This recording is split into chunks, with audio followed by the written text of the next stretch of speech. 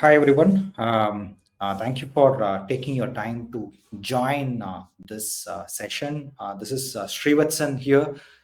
I'm presenting this topic not as a marketing guy or a chief marketing officer or someone who has done MBA, PE, and a few other courses, but as an individual who is extremely interested in how the world is actually moving forward. As a parent, what we need to do, and as a husband or a spouse, what we can actually do to figure out what's actually impacting us in this world. That's the whole idea. Now, in terms of what's the connection between the terms that we just saw in the previous screen and the speaker. Now, as I told you, I'm not a qualified doctor to speak on this biology or anything that happens inside the brain. But what I have realized is that sometimes individuals, we have to put in that extra effort to understand what's happening around us and not wait for someone to come and say, yeah, this is going to impact you in 20 years time, but already you have been spent too much time on this, so already the damage is done.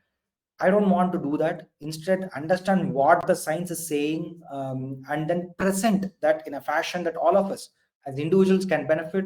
The individual can play multiple roles as a parent, as a spouse, as an individual, or a manager, or whatever that is. So that's one thing.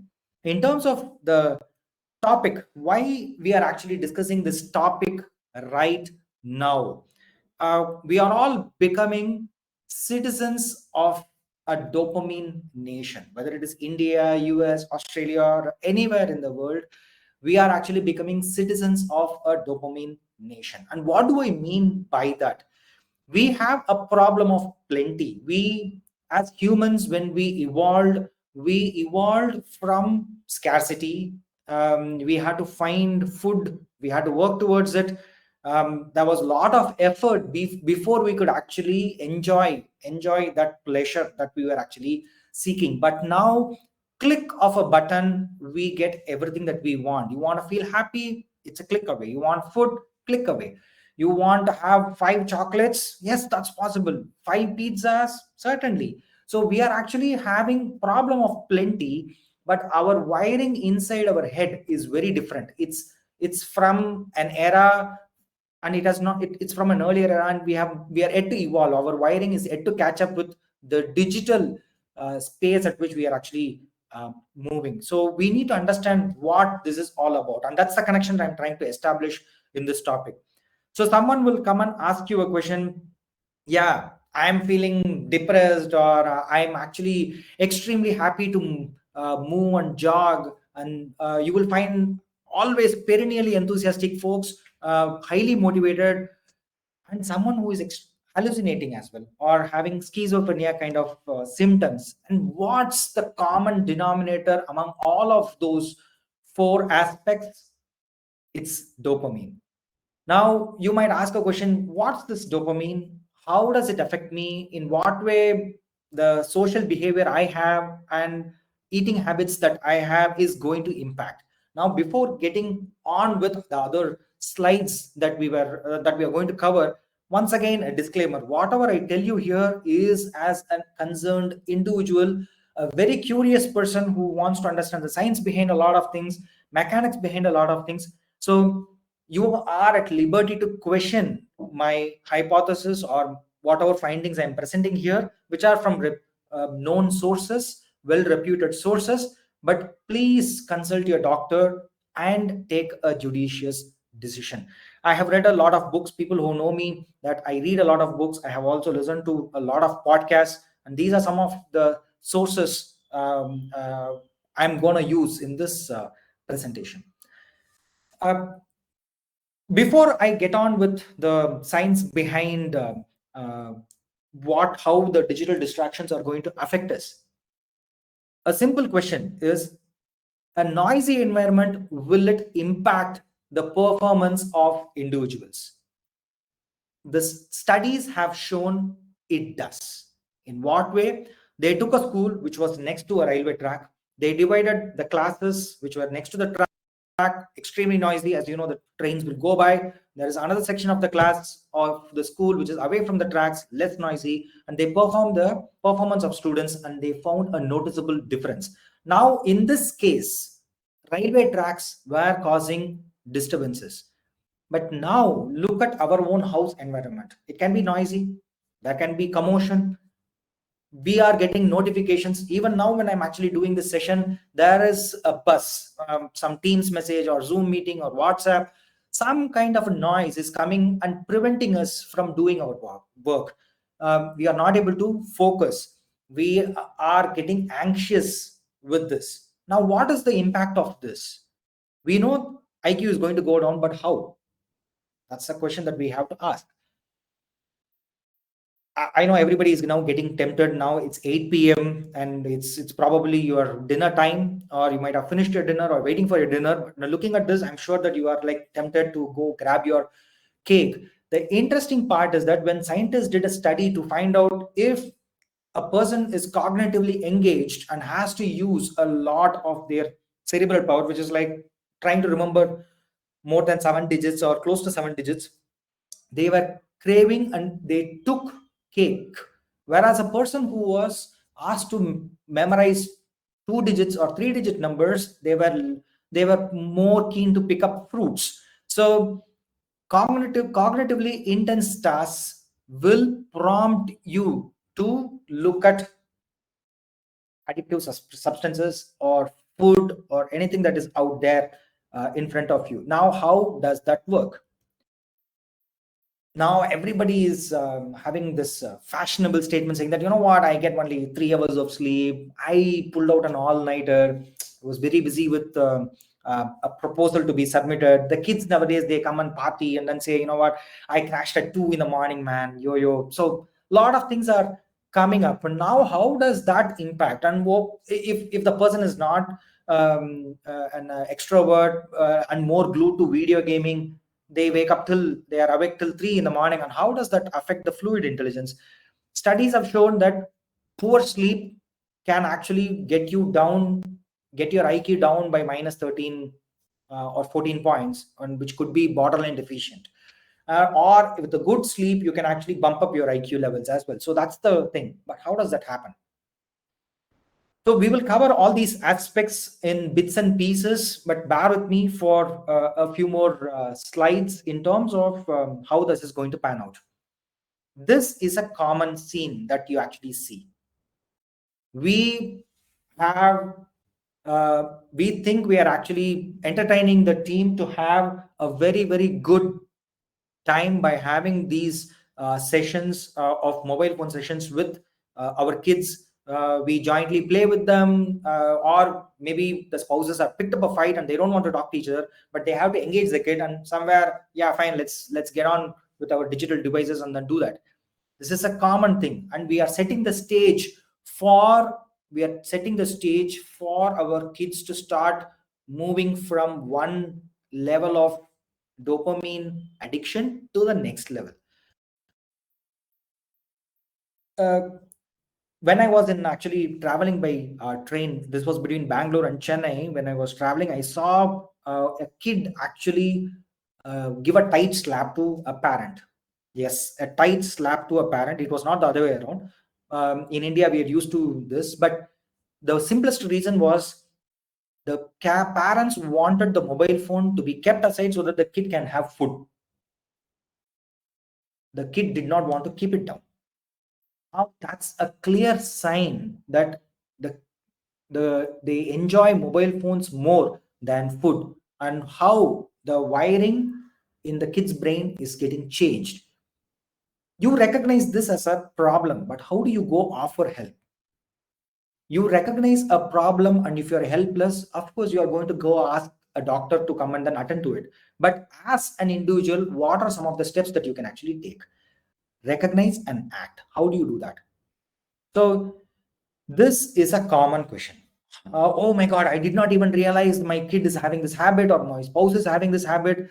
My spouse is smoking a lot or drinking a lot, or for some, video games are more entertaining than human beings. And how does this happen? Why would this be the case?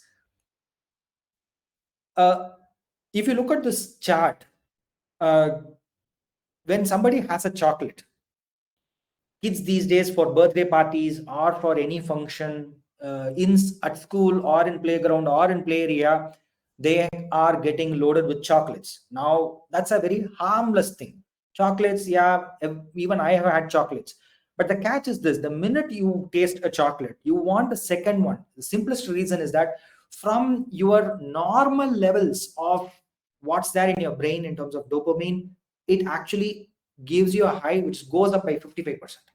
Now, any bodily relationship that we actually have, that's more than that. Smoke, the reason why people are not able to stop smoking and they say that it's very addictive is because the brain's reward circuit enjoys that, and it has registered that first smoke, saying that, oh my God, I felt so good, I need it again. And this happens with chocolate, sex, nicotine, or any other addictive substance, even with the food, coffee, or anything. When the brain recognizes that the reward circuits are feeling happy, it will nudge you to do more. And now dopamine, brain. Okay, so you are going to ask a question: how do we understand what brain is? A lot of people would have told you brain is like a muscle, and if you train it, it'll pick up. Brain is not a muscle. Brain technically is fat, and that's the reason why when we are kids, we are loaded with fatty foods and highly healthy food, so that our development will be really, really good. Now, there are a few aspects in the brain that we need to understand. The prefrontal cortex, which is there in the front portion of the brain, is your thinking brain. And it is actually it is sitting on top of a chicken brain. What do I mean by a chicken brain? It's an emotional brain. As you go down the brain layer, it's a limbic system or an emotional brain, which is something similar to any other animal. We also evolved from animals. So all the craving, our seeking behavior is programmed in the emotional brain, and all our AI stuff and whatever we are doing right now is all on the prefrontal cortex. As we get into an addictive substance, now you will understand it inhibits the thinking brain and the emotional brain. Now let's get on with another key term which I've been using, saying that, oh, when you have chocolate, you feel extremely good, and dopamine effects, it goes above the baseline. I've used all these terms. And now, what is a dopamine? Dopamine is a molecule in the brain, and that's closely linked to a sense of motivation. It's a seeking hormone. If you want to have food, you need dopamine. If you want to procreate, you need to have dopamine. If you want to move, you need dopamine. For example, people who have Parkinson's or any other diseases where movement inhibiting diseases, their dopamine levels are low, or the brain's ability to absorb the available dopamine level is low. So that's the case. And if you look at the pathways, science has done a beautiful job. We have been asking a question saying that people are getting addicted to alcohol, people are addicted to mobile phone, that next notification that we want for our TikTok video. But why is that the case? And as you see, there are 4 pathways in the brain, and of that, 2 are extremely important for this discussion. And I'm not going to get into the technical terms here. One is related to your reward circuit, and other one is related to your movement circuit. And the reward circuit is connected to your emotional brain as well. Now, let me give you an example in terms of why these portions of the brain are extremely important. Now, when we want to understand these reward circuits and other things, scientists who study brain, they look at people who have had head injuries as a sample set to find out how their thought process works. And one interesting finding that happened was, very young chap who had a brain injury, who got operated upon, went on to live, but during his recovery process, he fell in love with one 80-year-old nurse. Of course, now you can come and ask me a question: can't this happen? Fine, but the person could not stop himself from asking for a bodily relationship with this old person, which is extremely alarming. So when this 80-year-old nurse went on to go and then check with the doctors, they came back and then did an analysis and found the prefrontal cortex, which got removed during his surgery, could not prevent this person from reasoning out. Now everybody has got that urge, craving, the animal instincts. Remember the chicken brain, like it goes on to go and find what is interesting. But the catch is the prefrontal cortex, which is basically the thinking brain, says, shush, now is not the time to ask for extra chocolates. Now is not the time for you to drink because you need to drive. That is the thing that prevents us from acting on every possible impulse which is there in front of us. Moving on, you will look at, you want to have a cup of coffee and you want to have it now, right now. And a correlation between the previous slide and this slide is this: when your emotional brain takes over, you need that craving to be satisfied right now. It's not later. And that why does craving happens? Why somebody wants to smoke one smoke after another smoke, then have a coffee, then only they will feel satisfied. If somebody needs to complete their meal, they have a nice meal and have a cup of coffee, or a nice meal and then go on for a smoke, then they feel they are extremely good, they are finding an awesome feeling. Why would this be the case? Now we are coming to the hero of the whole story. The hero of the story is dopamine, but the dopamine's territory where it does really good well is the baseline. When we have chocolates, or when we have bodily relationship, or when we have any addictive substance, it gives us a high. The dopamine high is there and we feel elated, we feel extremely happy. And that's what smokers say, you know what, I feel light, I feel right. Alcoholics, they say this, I feel right, I feel somewhat relieved. And the reason is the heart, the molecule, the dopamine molecule, it helps you to get you that reward circuit. It feels good and you want to do it again. And that the reason is the it goes up, and generally what goes up also has to come down. When it comes down, the problem starts with craving is when it is below the baseline. And as you can actually see in the graph, when it goes below the baseline and it takes a while for it to touch the baseline, but it is not able to do so, and there is a deficit state.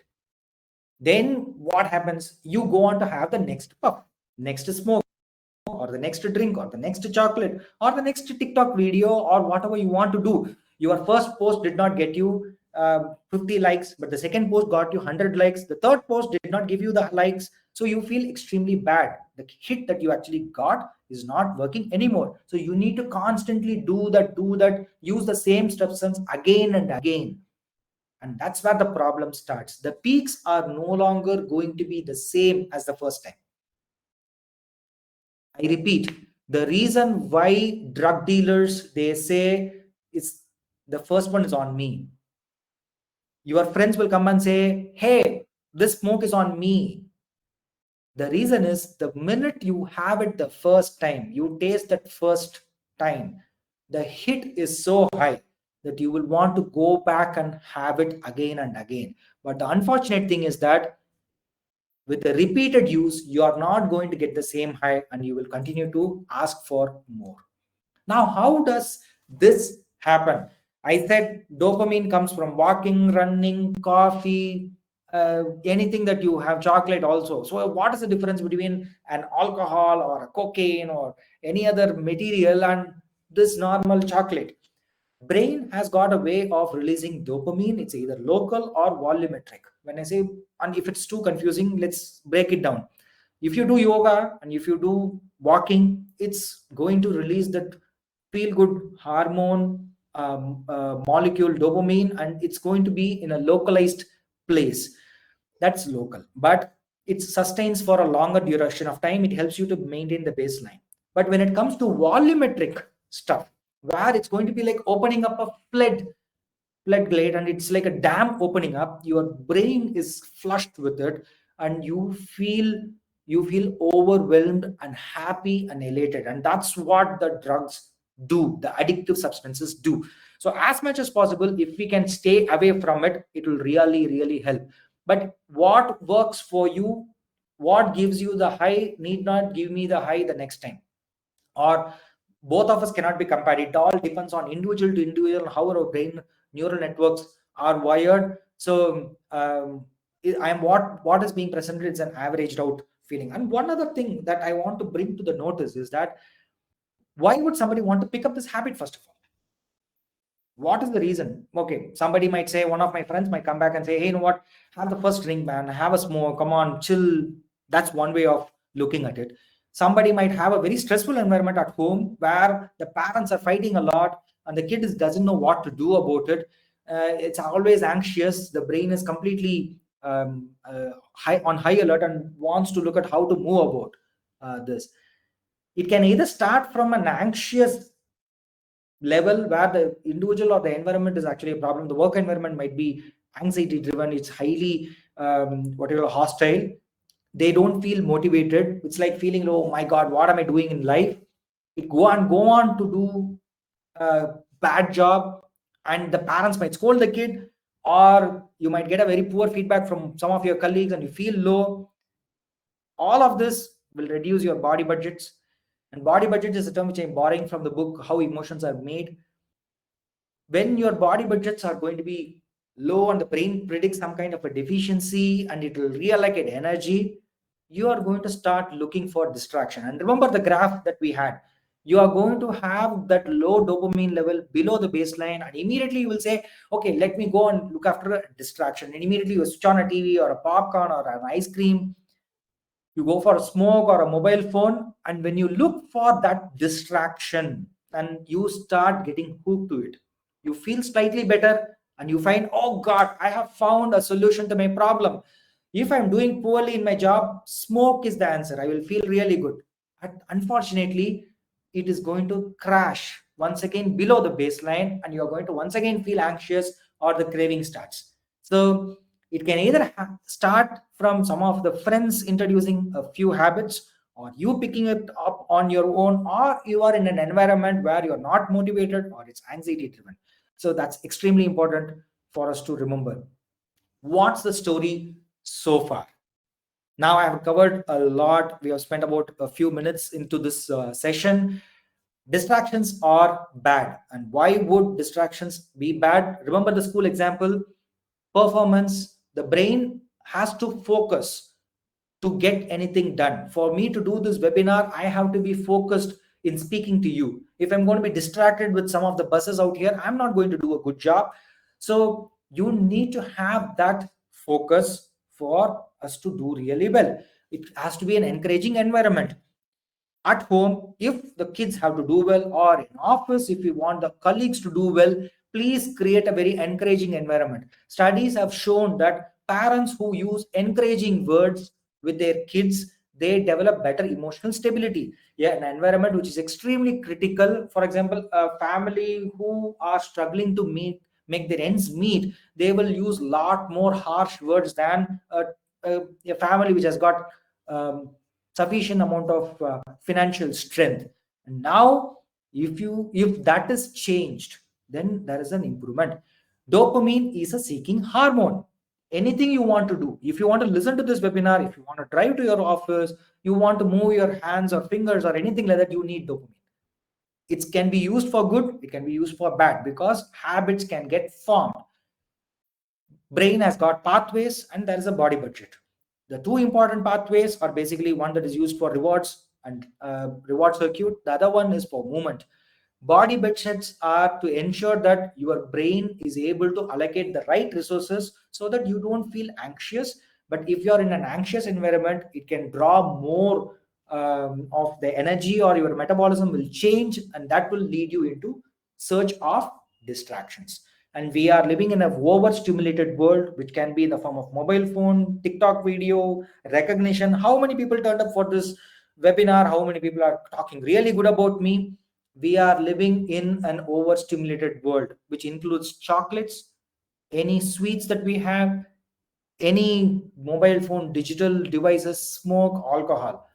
Too much of stimuli is not good. It's going to lead to inflation. That's a separate topic. So that's the story so far. Now, let's look at how the dopamine as such is going to have a process or a mechanism. I will give some time for question and answer, because if I'm able to complete it, I know some of you are driving, some of you are actually buzzing me in terms of questions, but I will give some time, and then we can take on the questions. Whenever we are getting into a habit, let's say that we are sitting with our kid and we are watching TV, we are having a good game, video game or something like that, we are engaged in social media, you've just posted your daughter's great birthday onto YouTube, you have a channel and then you show her, so many people loved it. You want to make your kid happy, you want to feel happy when you people are seeing your YouTube video. But what you unknowingly, and all of us we are doing, is that we are adding more weight to the pleasure side of our brain. Now, what is this balance which I'm talking about? Brain maintains a balance. It's a pleasure and pain balance. Research has shown that brain, if you have a headache, if you are having pain, if you're sensing pain, or if you're sensing pleasure, it's the same portion of the brain which actually recognizes this. So it tries to maintain a balance. If it has to maintain a balance, anything that you add to the pleasure side, it has to have more neuro adaptations to come on board so that it can find a balance. So somebody might be addicted to adult content or shopping or social media or anything like that. You continue to keep adding what you like and you feel happy. You feel it's not enough. What brain does is that, yeah, fine, I'm adding a lot of, you are adding a lot of pleasure. What I'm going to do is I'm going to put more gremlins on top of the pain side. And why, when this happens, I said, I said one puff, one smoke is not enough. Somebody, they stop the smoke and then they pick up the next one and then they have a quick puff. Why would that be the case? Because your brain is adding more weight to the pain side and it keeps telling you, do whatever you want, man, I'm going to do this.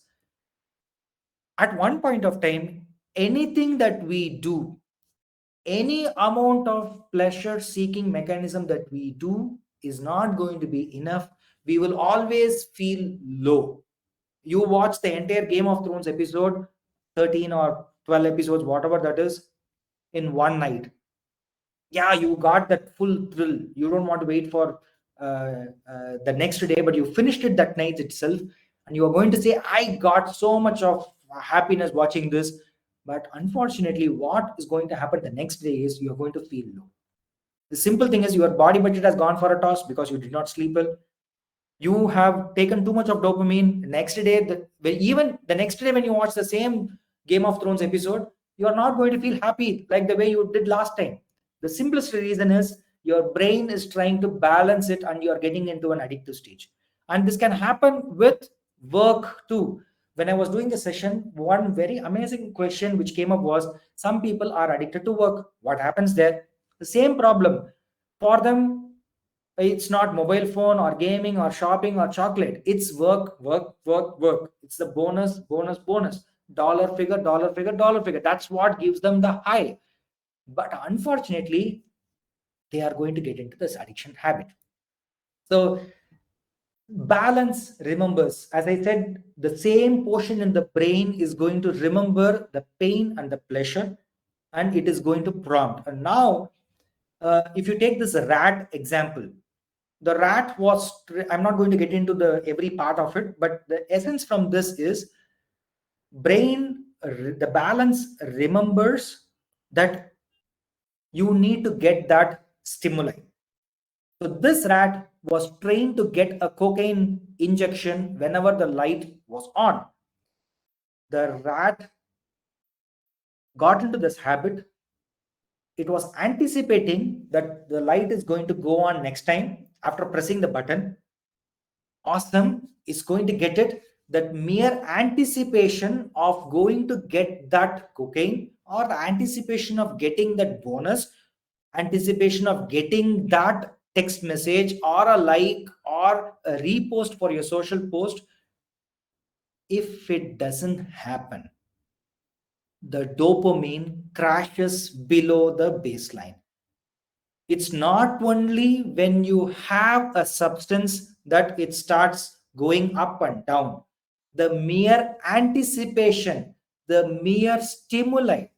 When somebody has tea, they need to have a puff. When somebody is having a food, they need to have coffee.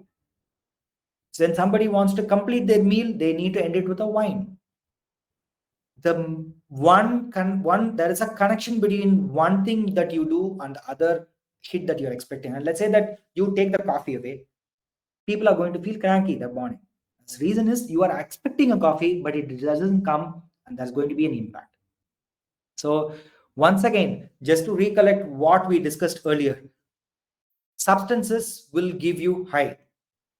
It can be digital device, it can be the mobile phone, it can be your work, anything. It can give you a high, and it will come down. It comes down below the baseline, and it has to go up, but it doesn't go up that easily. There is a dopamine deficit state, and that's where the craving starts. And when we repeatedly use the same thing that we actually want, same thing that gave us the high, it's not going to give you the same high. Your peaks will come down lower and lower, and your lows will be lower and lower, and it's going to have a tremendous impact. I gave you an example in terms of the dopamine, the Game of Thrones episode, which was extremely interesting the previous night, need not be interesting the next time. The match that we saw, Maxwell's amazing hit that we saw yesterday or day before, it was going to be great when we watched the first time, but we want to watch it the next time, it's not going to feel the same. Simplest answer is there is a relativeness to the previous session. If the previous day you got a bonus, you went for a party, your team was extremely happy, you had a drink or a smoke, you had the time of your life, the next day is not going to be the same. It's going to be an ordinary day, but your brain is not going to remember that, right? Your brain remembers, oh, this guy had too much of pleasure and now I need to give him pain, and it's going to feel bad. Next, even if you have the party the next day, you are not going to get the same happiness as how you had it the previous day. The third day it's going to be even lower, the fourth day it's going to be even lower.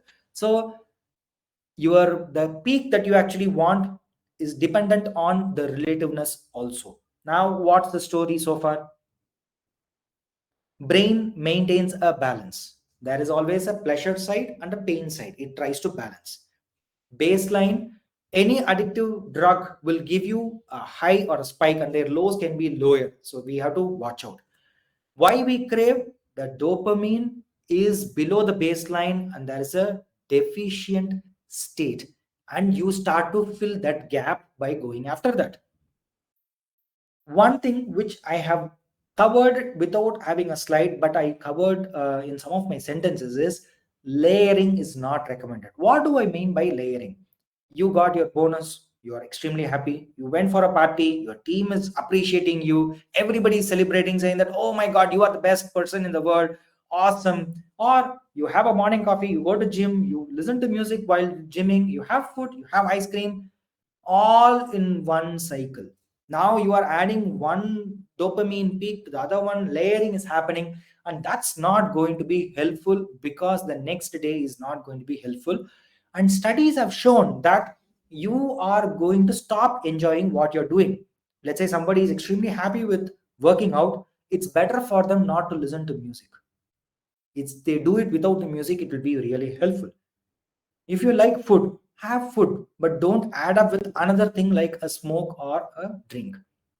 You like ice cream, just stop with an ice cream, that's all, don't add a few more.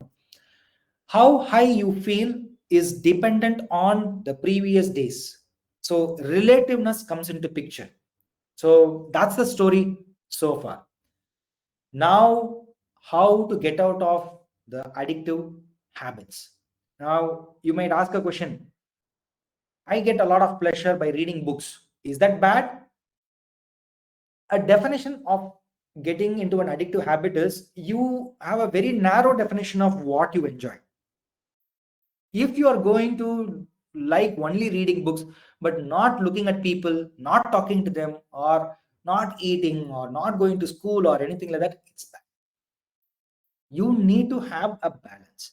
So now if you are wondering, my kids read a lot of books, but they also do go play, they go for a walk or they play chess, so that's a combination. So that means I would not call it's an addictive habit, but they have a healthy habit. So that's the distinction between where you should get alarmed or anything like that. And where you should get alarmed, if the kid is not able to eat without mobile, or if you snatch the mobile and the kid is extremely happy and starts beating you or behaves in a very cranky way, yes, that is something that we need to watch out.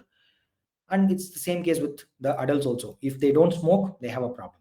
How do we maintain dopamine levels? Because very low dopamine levels, as I said, you might not be able to move at all. Very high dopamine levels, you might start hallucinating, or you might have schizophrenia kind of a personality. So maintaining a baseline is extremely important. Of course, some people are gifted with their genetics where they will feel highly motivated because their dopamine levels are above average levels. They have a very healthy behavior, maintain that. Let's learn from that. But sleep is extremely important. As I covered earlier, sleep improves performance, sleep improves a lot of things.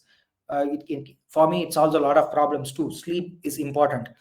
Healthy diet, extremely good. That's a must. Previous days levels have to will tell you in terms of how you're going to feel. So maintain a healthy baseline. It should not be too high, too low. Manage the peaks and lows. 10 to 30 minutes every day, please have a look at the uh, early morning sunlight. I am borrowing these points from Dr. Andrew Huberman, which was recommended by a gym friend of mine. Thanks to him, I've learned a lot from that podcast, and it has given me a lot of answers to my curious brain. So please, and of course, please don't come and complain to me saying that you looked at a sun at bright noon light and then something happened. That's not the recommendation here. You expose yourself to sunlight, that's good. See the sunlight, because there is a direct connection between how your the sunlight has got an influence on your dopamine levels, and in fact it improves your body clock and it puts you to sleep at the right time. Cold shower, 1 to 3 minutes, please. And once again, here the caveat is, don't jump into freezing water and complain you got frozen. That's not the objective here. If you're in Bangalore or in Chennai or in Delhi or something like that, you know what is cold. And if you are used to hot water bath, have a slight room temperature bath as much as possible, because the yoga or cold water shower or the right amount of nutrition, the dopamine goes up and it stays longer above the baseline. It doesn't crash that quickly, and it doesn't go down below the baseline. The thing is, we should not allow that to go down below the baseline. Have healthy food which has got tyrosine. Now I'm not going to tell you what are those items, but please do a Google search or go consult your doctor or a dietitian and find out, if you're a vegetarian or a non-veg person, figure out how you can actually add it to your food. If you add a healthy dose of nuts, your baseline level of dopamine is going to be there, and you are going to feel like moving, working out, and that itself can actually become a good cycle. So that's extremely important. I know it's extremely tough for all of us with a lot of work going around, but if you can avoid bright lights or mobile phone between 10 p.m. and 4 a.m., that will really improve you maintaining your dopamine levels in your body, because studies have shown that it is going to affect an area called habenula, and it's starts coming down. Please remember the baseline diagram that I told you. It's important that you remember that. Ingest coffee, but if you prefer to have coffee, or if you prefer tea, please do have caffeine. It basically helps you to receive the dopamine molecule. The receptors are better receptive to receive whatever dopamine is out there, but avoid it before 8 hours of your bedtime. If you're going to sleep at 10 p.m., stop it at 2 p.m. That's all. So because your sleep should not get affected. That's the most important aspect here. This one, I gave you a lot of examples. Uh, if you if I started cooking when the COVID hit all of us, and while I have always been a consumer of the food that got prepared, while cooking, I realized that the journey was also beautiful. The process of getting all the ingredients together, the smell, how refreshing it was. And finally, while serving, when people eat and then give me the feedback saying that, yeah, good, the effort paid off. So look at the process, enjoy the journey, but don't keep looking at the outcome always. I know a lot of companies will disagree with me, a lot of managers will disagree with me, saying that we are an output driven organization. But if you're going to be only focused on output, it's going to be creating a lot of anxiety, and people are not going to be bothered about process. Even if you take the Dhoni's example, he will tell, please follow the process, put in that effort in the nets, and on the day of your match, what happens, it's not in your hand, but at least you have put in that effort to get it. If you read growth mindset book, the same thing is recommended. Appreciate the effort, focus on the process. That's extremely important. Next, okay, you have achieved your outcome, you have followed the process, you have achieved the outcome, and you are out there. Now is the time for reward. Now should you be getting rewarded always? Let's say that I have done a good job with the webinar and you're giving me a good feedback. That's basically a cue that you need to give me a good feedback. But let's say you're going to give me a good feedback. Should I reward myself with an ice cream, or should I wait for every third webinar I do, I need to go for an ice cream? No. Let's learn from casinos. For good, they randomize it. So when we randomize our reward process by having a coin toss and say, you know what, when if there's a tail, then you will get a reward. If it is not, a pat on the back, that's good. Because you are telling your brain, remember the rat example where the rat was anticipating that reward. Oh my God, I did a good job. Now I'm going to get it.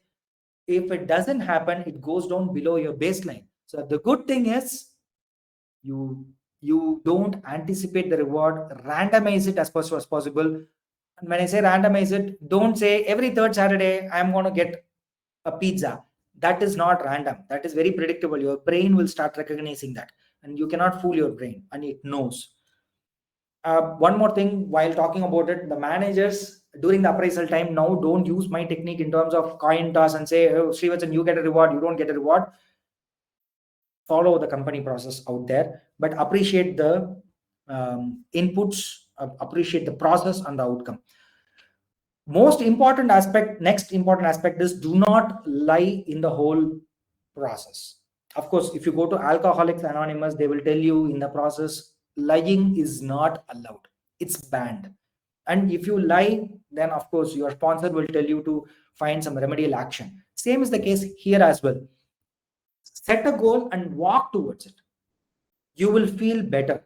Now you might ask a question, is there any connection to the Asian wisdom? If you're a practicing Hindu, you might have noticed elders at home will tell you, you want to pass or you feel stressed, don't worry, go to this temple and then do pradakshinams. Pradakshina is basically going around the deity's shrine. And the science behind that is, when we start moving, dopamine gets secreted. Of course, you will ask a question, to move also you need dopamine. So, but nevertheless, if we get out of that chicken and egg situation, when we start moving, dopamine gets secreted, you will feel better, you will put in that effort, you will feel less stressed, and the results will start coming in. So there is a lot of wisdom out there, and it's extremely important that we don't lie here. Focus on our goals, make a plan, get to work, focus on the process, not on the outcome. Just walk towards your goals. Um, just before a meeting or an important presentation or a very cognitively intense task, it is recommended that we follow this convergent meditation or spotlighting. Now, don't look at a 500-watt bulb and tell me I looked at the 500-watt bulb and then something happened. That's not the case. Look at a small candle or a spot which is in your house, or even you can look at a deity's photo or anything that will help you to bring remember your help you to actually focus. When you actually do that, studies have shown that you are having an increased alertness in your brain, and your dopamine is going to go up. In some other session, I will talk about closed eye meditation and in what way it actually helps you. But if you want to do cognitively intense task, do practice convergent spotlighting, convergent meditation. That will help you big time. And this is basically to elevate your baseline or maintain that baseline. If you're feeling low or something like that, you can do this also. The micro spiking is there. There are a lot of supplements which are available. I'm not going to recommend anything because I'm not a practicing medical professional. So please consult your doctor. Main thing is, if you find your kid or any of your colleagues are feeling low, one important suggestion that you can actually tell is, it's please separate, you are low, you are feeling low. Instead, you can make it saying that the dopamine in your brain is actually low, and that's why you need to go consult a doctor. You are separating the person and the disease. So it's like finding a cure for depression or finding a cure for this, and the cure for this is going and elevating your dopamine. And please be cautious about the fact what kind of drugs you are going to use.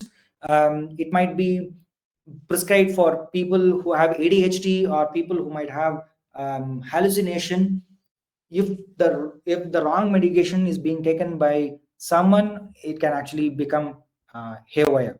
Last but not the least is, try as much as possible to abstain. Of course, if 30 days is not possible, try for a day or try for 2 hours or try for 3 hours, but do that. If you look at some people practice fasting for 48 days, and they are actually trying to reset their dopamine levels without knowing that this was the science behind the entire stuff. They will not take non-veg, they will not drink, smoke, they will have a saint like life, and they are basically trying to bring down. And if you go and ask the person saying that how did they feel the 49th day or the 50th day when they start the normal thing, they will say, oh my goodness, everything tastes better. Brain is able to get its balance in 30 days time. Or of course, if somebody is extremely addicted, then there is a lot of medication that is required and interventions are required. But general rule is this: if if the kid is addicted to mobile phone or any of the digital devices, try this route as well. Now remember, when you want to go back and rebalance your brain, when you practice all these things, when we actively seek pain, exercising is painful, fasting is painful, prayer is painful, exercise is painful, meditation is painful, it's not going to happen easily. But when we seek that pain, the brain will start putting more gremlins on the pleasure side. This is a good balance. This is healthy, and we can start helping our kids to focus better, to detox better from the dopamine problem. We can help our colleagues to say, have an intelligent conversation and say, you know what, don't do this. As a manager, I can create a better conducive environment. As a manager, I can say, go meditate for a while and come back. If somebody is fasting, if we encourage them to fast in a healthy way, I encourage some of my friends to go for a walk. Go for a walk. Now, walking itself is tough. So how do you forget about going to gym every day? Walking has become a luxury. So I encourage people to walk. These are some of the things that you can actually do and offer help to everyone. The whole session is about this.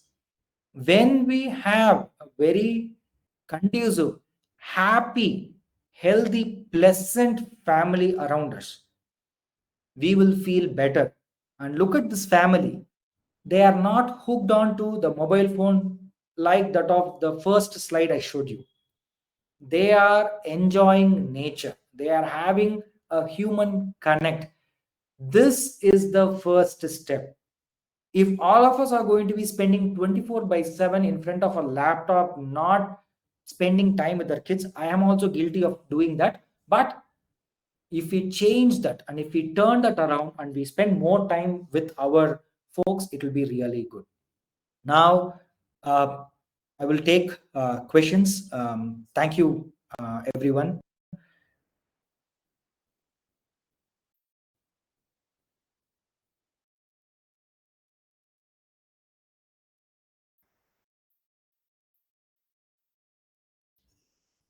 Any questions, team?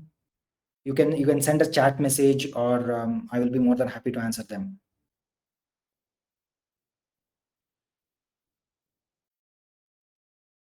One person has come back and then told, saying that they actually quit smoking, and they stopped eating non-veg in 21 days. They found it extremely effective. So that's the thing. Any comments on those who are suffering from serotonin depletion due to stress? I will take it up with you separately. You have my email address. Please write to me. I will find out the relevant information and I will be able to tell that. Right now, I don't have an immediate answer to that. And without understanding the proper context, I might not be able to guide you. And of course, I need to be qualified enough to guide you there. That's the case. How does difficulty relate to dopamine? I find myself a lot more rewarded when I put myself through a challenge than with a less difficult task. How does this relate to the pain, pleasure, equilibrium, and anticipation? So let's take the first part. If you remember the process part of it, the brain is actually wiring, looking at, okay, are you putting in the relevant effort to solve it? The brain is finding ways. Oh, you solved this problem, it feels good. Oh, you solved the first step of your equation, it feels good. Slowly it becomes a habit, and that's where you are actually getting, it's like one push-up is tough, but the second push-up, third push-up, you feel happy, you are getting the runner's high. That's what is happening. And brain knows this is a healthy thing, so it doesn't add too many gremlins onto the side. Is it different now that I mainly anticipate adversity and pain, but also receive pleasure as a bonus? Is it different now that I mainly anticipate adversity? If you are going to anticipate adversity, or if you are going to feel anxious, it's going to deplete your body budget, and that will definitely have an impact. And of course, we can have a lengthy conversation on this topic separately. What is the best exercise for a normal lazy person? So that's basically typical me. Walking is your best first step. Next one, before even getting out of the bed, if you can move, do stretching exercises without even actually lifting your body, you can do stretching exercises. Please do that. Walking, sleeping, and eating. In fact, I was listening to a lot of podcasts, and one doctor, she was saying, I am going to feel like a mother, because after all the intellectually stimulating conversation, she came back and said, the basic stuff is get some sleep, eat well, exercise. Now, I was looking at some earth shattering recommendations, but she said, no, beyond this, everything else is a supplement. These three are extremely important. Now, of course, if you are finding it tough to sleep, there are recommendations out there available, and we can do it. Are there some tips to get yourself, kids, workers detoxed? So that's what we discussed. The first step is in terms of knowing that we have an addiction issue, or knowing that we are actually enjoying too much of something. Let's take this example. If, let's say, I like cakes, and I'm not able to stop eating cakes. Every time I see a cake, I want to gulp it up. Now my step would be saying that keep that cake away from the house. No cakes inside the house, no lace chips inside the house. Geographically, you try to keep it away. Next step, when there is a trigger, go find something else which will help you. For example, instead of cake, can I go have Christmas? That's my remedy. Christmas is the dried grapes is my go-to snack or a sweet. Whenever I get a sweet craving, I go grab some. You can try that, replacing one habit with another thing, which is basically a healthy habit. If you're a smoker and you want to replace it with alcohol, that's a bad thing. So do that. If you when you recognize this is happening, you can, for example, you are not able to focus on studies because you are having a mobile phone, lock that phone away and keep it away over a period of time, 1 hour, 2 hours, 21 days, 30 days. You do this, it becomes a habit, because the brain has to know that habit has to be broken.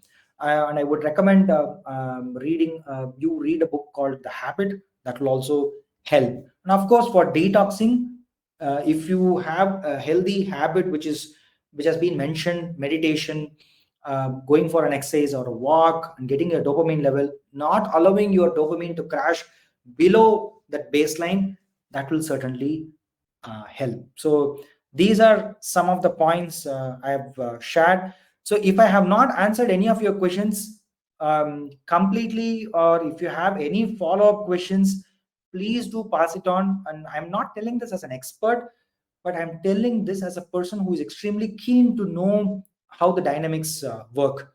I am a curious person. I am a parent. I want to help my kids. I want to help myself. I want to help a few more folks who are actually looking for a remedy. I sometimes actually have had conversations with the CEO saying that I saw your employee having two smokes repeatedly, and I think he's extremely stressed. Now, what can we do about it? That's the session. So I'm not going to tell this as an expert, but as a concerned citizen of a dopamine nation. That's the case. So if there are no more questions, I will save 5 minutes of your time or 4 minutes of your time, and we can actually end this webinar. If you don't have any questions, I'll wait for about 20 seconds or 30 seconds, and then we will switch off. Of course, recording will be available, and I will also see how to put it up on YouTube or anything, any other social media that you actually consume. That's the case.